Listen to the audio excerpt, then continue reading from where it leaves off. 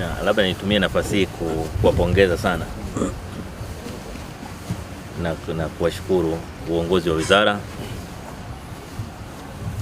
Wizara ya Habari, lakini vile vile uongozi wa mkoa, wakandarasi, mshauri mwelekezi kwa kazi kubwa ambayo imefanyika hapa.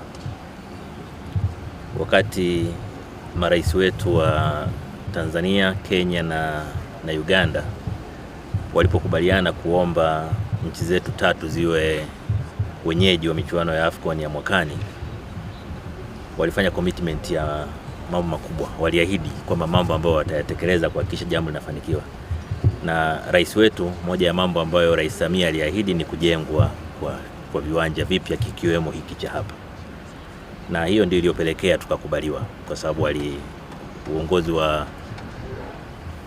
CAF ulijua kwamba ahadi zile zimetolewa na watu wazito. Na kwa bahati nzuri wakati huo mimi nilikuwa balozi wa Tanzania Misri, ambapo ndio kikao cha mwisho cha CAF kilifanyika kufanya uamuzi. Na commitment ya Tanzania ambayo ilitoka kwa Rais Samia Suluhu Hassan ilifanyika. Kwa hiyo kwa kweli kwamba rais wetu anafanya commitment, anafanya ahadi za kimataifa na zinatekelezwa kwa kiwango hiki, ni jambo linatia moyo sana.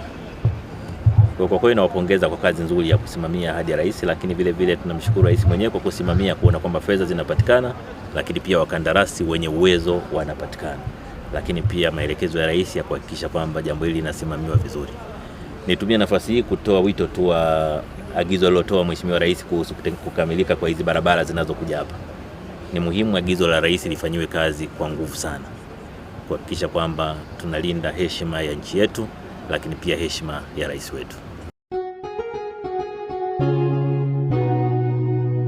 Kasako Media, tunaangazia maisha, tunaandika kesho.